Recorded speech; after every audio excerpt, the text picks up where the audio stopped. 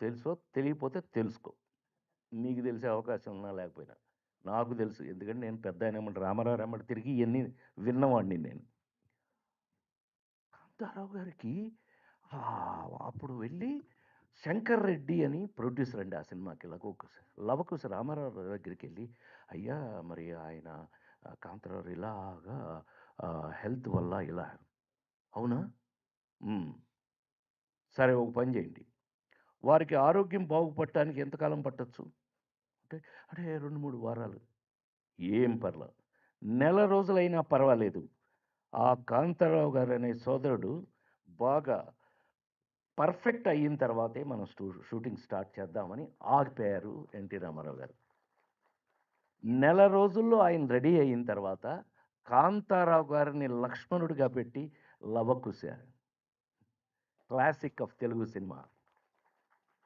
అంతకంటే గొప్ప విషయం ఆ తర్వాత ఈలపాటి రఘురామయ్య గారు వారు అంతకుముందు నారదుడు. బట్ మన జనరేషన్‌లో అందరికీ కూడా నారాయణ, నారాయణ. ఎన్టీ రామారావు గారిని కూడా అలా ఏడిపించేసాడాయన. మామూలు నారదుడు కాదండి. హి ఈస్ ద ఓన్లీ నారదుడు నాకు తెలిసి. Hats off. అలాంటిది ఆ తర్వాత కాంతారావు గారికి ముఖ్యమైన విషయం ఇప్పుడు చెప్తున్నా. ఇప్పుడు అల్లరి చేయకు బ్రదరు. కాంతారావు గారిని చూసి ఉచ్చపోసిన తమిళుల గ్రేటెస్ట్ హీరో ఎంజీఆర్. కాంతారావు గారి పేరు అమ్మ బాబోయ్! జానపదాలు. కాంతారావు గారి జానపదాలు చూసి వాడెవడ్రా బాబోయ్! మొత్తం లేపుకెళ్ళిపోతున్నట్టు ఇండియన్ సినిమానని ఉచ్చపోసిన వాడు ఎంజీఆర్. కాంతారావు గారిని చూసి. Hats off. Hats off. మామూలుగా కాదు. మామూలుగా కాదు. ఆ తర్వాత మీకు తెలియనిదేముంది. ఇంకా నేను ఇంకా అదంతా చెప్పక్కర్లేదు. రామారావు గాని, నాగేశ్వరరావు గాని ఎవరికైనా సరే తమ్ముడైనా, బామ్మర్దైనా ఏది ఇంపార్టెంట్ క్యారెక్టర్ ఉన్నా కాంతారావు గారే. వాళ్ళతో పాటు అలా ఈవేళ మనం గుండె మీద చేసుకు చెప్పాలి అనంటే తెలంగాణ రాష్ట్రంలో ఏకైక హీరో కాంతారావు గారు. ఇవాళ మనం ఆయన పేరు మీద హ్యాట్స్ ఆఫ్. ఎందుకనంటే చివరికి నా అదృష్టవశాత్తు మహానటులు గుమ్మడి గారి ఇంట్లో అందరం కలుసుకునేవాళ్ళం. గుమ్మడి గారికి నా మీద ఎంత ప్రేమ అంటే, ఇదిగో ఈ నా కూతురు లాంటిది, ఇది నా పిల్లలాగా ఆయనకి ఎంత ఇష్టం అంటే, ఆయనట మిస్సమ్మ సినిమాలో ఎక్కడో కామెడీ వేషం సీన్ చేశాడు ఆయన గుమ్మడి గారు.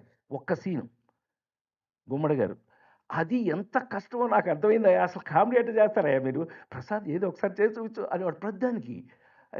కాదండి అది చేశాను. కాదు కాదు. ఆ లేడీస్ టైలర్‌లో ఆ ఎక్స్‌ప్రెషన్ పెట్టు ఒకసారి. ఏది ఆ ఎక్స్‌ప్రెషన్ పెట్టు. ఈ రోజు ఆయన ఈ సాయంకాలం మమ్మల్ని ఎంత ప్రేమగా గుమ్మడి గారు, కాంతారావు గారు, నేను ఇంకా అప్పట్లో ఎవరు దొరికితే వాళ్ళు అందరం కలిసి భోంచేసేవాళ్ళం చాలా కాలం పాటు. ఈ ఫిలిం నగర్ గుమ్మడి గారి ఇంట్లో.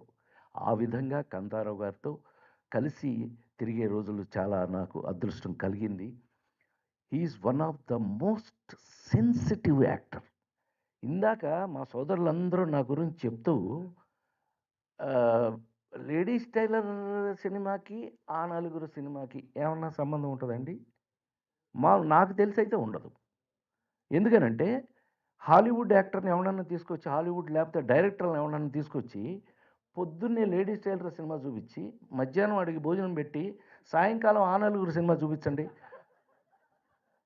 నవ్వారేంటండి బాబు! ఇలా నవ్వేసారేంటి మీరు? కాదు వాడేమంటాడో తెలుసా? వాడెవడు, వీడెవడు అని అంటాడు. వీళ్ళిద్దరూ ఒకడే అనంటే ఒప్పుకోరు. ఇద్దరు ఒకడే అనంటే హాలీవుడ్‌లో ఒప్పుకోరు. అది కేవలం భగవంతుడు. నేను ఆ నలుగురు ఇప్పుడు చాలా బ ఒళ్ళు దగ్గర పెట్టుకొని చెప్పేవాడిని. నాకన్నా నాకొచ్చిన అవకాశం గొప్పది. నిజంగా చప్పట్లు కొట్టొచ్చు. ఈ సందర్భంగా ఒకే ఒక్కటి గుర్తు చేసుకొని నేను ఫినిష్ చేస్తా. నన్ను నేను రామారావు ఇంట్లో ఎన్టీ రామారావు గారి అమ్మగారు వెంకటరామమ్మ గారు, "ఏయ్! వాడు నా చేతిలో పుట్టాడురా. అంటే మా అమ్మగారు గడ్డి వేయడానికి వెళ్ళి నొప్పులొచ్చి పడిపోతే అక్కడే నేను పుట్టడం